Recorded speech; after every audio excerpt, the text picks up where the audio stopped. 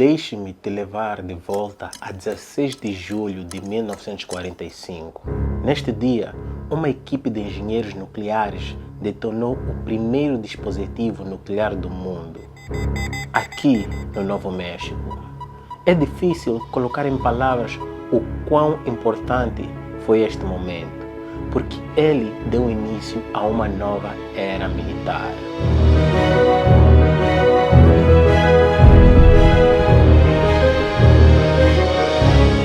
Depois do bombardeamento de Hiroshima e Nagasaki, o mundo virou para uma corrida nuclear.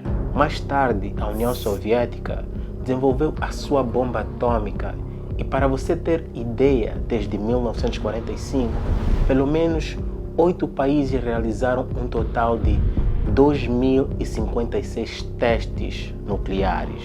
As detonações das bombas atômicas de Hiroshima e Nagasaki se tornaram as mais conhecidas do mundo. Mas pouco se fala das bombas atômicas que foram detonadas em África, aqui na Argélia, onde a França detonou bombas nucleares mesmo depois da sua independência. Então, o que fez a França detonar bombas nucleares na Argélia, mesmo sem eles estarem em guerra?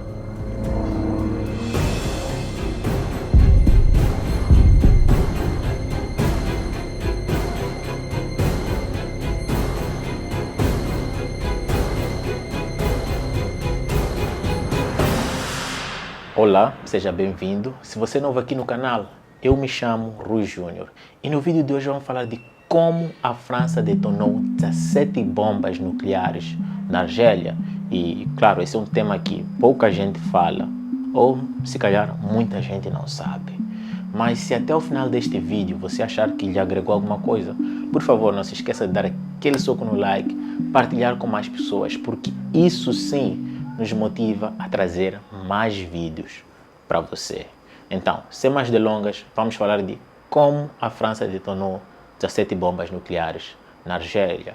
E claro, vamos começar com algum contexto histórico. A colonização dos franceses ao território que é conhecido atualmente como Argélia começou em 1830 e foi por causa deste homem, Pierre de Val. E ao longo dos anos houveram várias tentativas de resistir à colonização francesa, mas todas elas fracassaram. A maneira como o domínio francês foi estabelecido na Argélia durante os anos 1830 a 1847 foi marcado por violência e incompreensão mútua entre governantes e governadores. Inclusive o político e historiador francês Alexis de Tocqueville escreveu que, abre aspas, a colonização tornou a sociedade muçulmana mais bárbara do que era antes da chegada dos franceses. Nem quero imaginar o que os franceses fizeram com eles.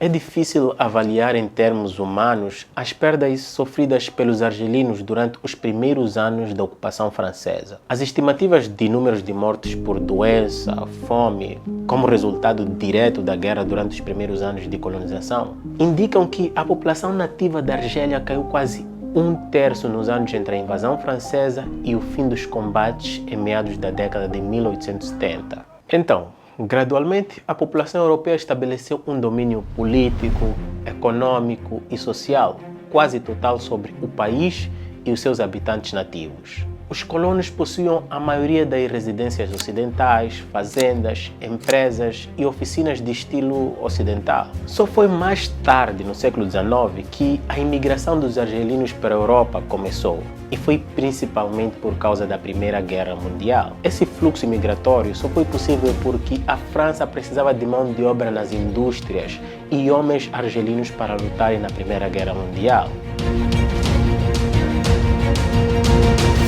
E cerca de 200.000 argelinos lutaram pela França durante a guerra, e quando a paz regressou, cerca de 70.000 argelinos permaneceram na França. Então, após a Primeira Guerra Mundial, vários movimentos nacionalistas começaram a surgir, e não levou muito tempo até a Segunda Guerra Mundial, onde os argelinos tiveram que lutar novamente. Porém, desta vez foi completamente diferente. Em junho de 1940, a França foi dominada pela Alemanha nazista e permaneceu assim até o final da Segunda Guerra Mundial. Este acontecimento feriu profundamente o orgulho francês. Ainda assim, as más notícias sobre o Império Francês não paravam e os movimentos nacionalistas que haviam sido ignorados e em algumas vezes severamente reprimidos passaram por algumas mudanças, mas sempre se manteram persistentes em melhorar os direitos dos argelinos. Notando pouca mudança do Império Francês, eles passaram a recorrer à violência. Mas não foi só isso. Depois da Segunda Guerra Mundial, a moeda francesa passou por uma grande depreciação em relação ao dólar, o que levou a França a criar o franco CFA, uma moeda para todas as suas colônias, na tentativa de valorizar a sua própria moeda. E aqui entraremos naquele tópico de como a França controla as suas ex-colônias através do franco CFA. Mas essa é uma conversa para um outro dia. Continuando. Com o surgimento de vários movimentos nacionalistas em várias das suas colônias, a liderança francesa sentiu que estava a perder o seu estatuto de potência global e estava a desaparecer. Então, motivados pelo sentimento de desgosto por ter o seu território dominado pela Alemanha nazista, pelo receio de perder as suas colônias, do seu território ser invadido pela Rússia e principalmente pelo seu orgulho, a França decidiu retomar os seus projetos nucleares. Ok, já vamos entrar agora numa parte muito importante dessa história. Vejamos, antes da invasão nazista, a França já havia começado a fazer pesquisas sobre energia nuclear, mas estas obviamente pararam ao longo da Segunda Guerra Mundial. Entretanto, depois de se ver livre dos nazistas, a França não queria perder o estatuto de potência a qualquer custo e estava a fazer de tudo. Por exemplo, no caso das suas colônias, a França introduziu uma moeda para poder controlar as suas colônias e torná-las dependentes. Então, eles basicamente já haviam resolvido a questão das colônias. Agora, o que lhes faltava? Exatamente isso que você pensou, uma bomba atômica. Sendo assim, a França decidiu voltar aos seus testes atômicos. Afinal, ela viu através dos Estados Unidos o poder que a bomba atômica tinha. E qual seria a melhor forma de garantir o seu lugar na mesa das potências globais, se não esta? Isso sem contar que a bomba atômica é a melhor arma e escudo que um país pode ter. Em outubro de 1945, o general Charles de Gaulle, o então presidente do governo provisório francês na altura, criou o Comissariado de Energia Atômica, uma instituição civil francesa que realizava pesquisas atômicas nas ciências, na indústria e na defesa nacional. Em dezembro de 1956, as autoridades militares francesas estabeleceram o Comitê para Aplicações Militares de Energia Atômica, sob a liderança deste senhor, o general Paul Elie. Ele reuniu o Comissariado de Energia Atômica Civil e as forças militares e cientistas para trabalharem num programa nuclear conjunto de longo prazo. Neste mesmo ano, a França concedeu a independência total de Marrocos e Tunísia, mas não concedeu a independência da Argélia, que já havia começado a guerra pela sua independência em 31 de outubro de 1954. Então, por que a França não queria dar independência à Argélia e mantinha um punho de ferro? Simples, a Argélia já tinha se tornado mais importante do que nunca para a economia francesa, devido à descoberta e já nesta altura a exploração do petróleo. Agora, durante todo esse tempo, a França já havia montado a sua equipe para fazer os testes nucleares, mas faltava algo. Onde, quando e como seria? Então, nesse todo o tempo, o general de Gaulle estava à procura de sua mina de ouro, o lugar perfeito para fazer os seus testes nucleares. Até porque essa é uma arma poderosa e que na altura ninguém sabia a dimensão dos danos, da radiação, de tudo que poderia vir com ela. Então, em março de 1957, o general de Gaulle, em uma visita privada à Argélia para ganhar conhecimento dos vários ativos do Saara argelino, ele visitou vários campos petrolíferos e locais de construção. O potencial que ele previa ali consistia não apenas na exploração dos recursos naturais, mas também na realização de uma série de testes nucleares.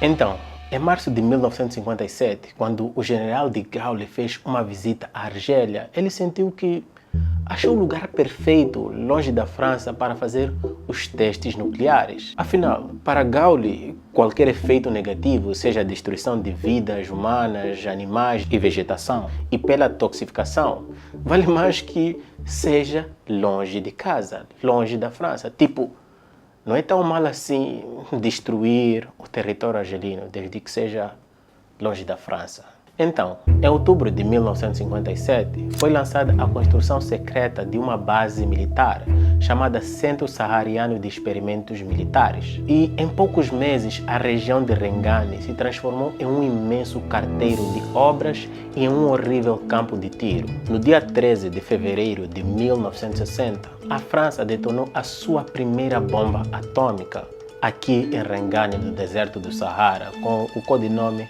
Blue Jerboa. Em homenagem a um pequeno roedor saltador do deserto, tinha uma capacidade de explosão de 70 quilotons.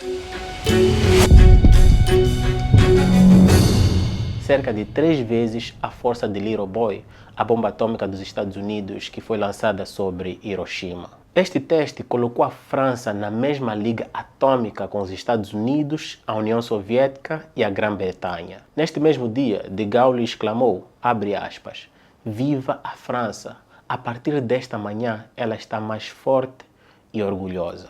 No entanto, tal orgulho nunca pareceu ser afetado pela destruição de vidas humanas, animais e vegetação, e pela radiação que afetou centenas de milhares de quilômetros de área ambiental na Argélia e noutros lugares. A França diz que demarcou uma área de cerca de 100 mil quilômetros quadrados em Rengane como zona militar devido à ausência total de vidas animais e vegetação. Ao contrário do que afirma Aileret, a cidade de Rengane era habitada. A sua região era atravessada por populações nômadas e seminômadas e, claro, a sua fauna e flora eram claramente inexistentes. Com todos esses testes nucleares, a radiação se espalhou por toda esta região. Entretanto, Blue Jerboa foi seguido por Garboise Blanche, White Jerboa, Garboise Rogue e estes testes continuaram até 1966. Devido a reclamações e embargos que outros países colocaram na França, você acha que a França parou de fazer esses testes nucleares? Claro que não. A França passou a fazer estes testes ou experimentos nucleares de forma subterrânea e foram feitos mais de 17 testes nucleares até 1966. Mas há 2 factos que destacam estes 17 testes nucleares. O primeiro sendo que num deles aconteceu um grande erro e a fuga de radiação que contaminou a população ao redor.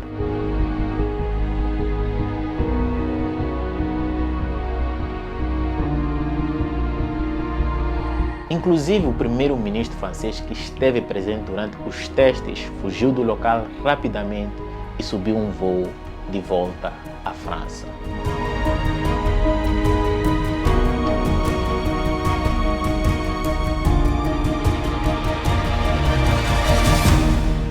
Agora, veja que eu disse que os testes aconteceram até 1966.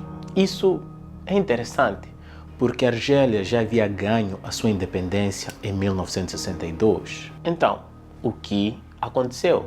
Até 18 de março de 1962, um acordo concedendo à Argélia a independência da França foi assinado, mas o acordo tinha uma cláusula oculta que permitia à França a continuar a realizar testes nucleares em terras argelinas. Ou seja, houve um trapaceiro nisso. E para a França era melhor que continuasse assim, afinal, porque eles iriam arriscar um acidente nuclear no seu próprio país se existia uma colônia para isso. É assim que eles pensavam. A França, depois de um tempo, abriu um programa de remuneração às famílias afetadas pela radiação, mas também se recusa a revelar certos locais de testes onde ainda existem matérias contaminadas, dos quais ainda afetam comunidades. E vamos ser sinceros, eu acho que a França não quer remunerar as diversas famílias que foram afetadas pela radiação, tanto dentro como fora da Argélia. Então, é isso. O nosso vídeo termina por aqui. Diz-me aí o que você achou dessa história. E claro, por favor, deixe-me sugestão de tópicos e temas aí nos comentários. E claro, se você também quiser saber sobre como os Estados Unidos, ou o plano dos Estados Unidos de bombardear, de detonar aproximadamente 20 bombas em África, deixa-me saber aí nos comentários. Então, é isso, nosso vídeo termina por aqui. Por favor, não se esqueça de dar aquele soco no like, partilhar com mais pessoas, nos grupos de WhatsApp, Facebook, por aí vai. E se você quer apoiar ainda mais este canal, torne-se membro do canal e do Patreon, link na descrição. Então, meu muito obrigado, Kuoshikuro, Kanimambo, Asante Sana, esse é o começo. Tamo juntos.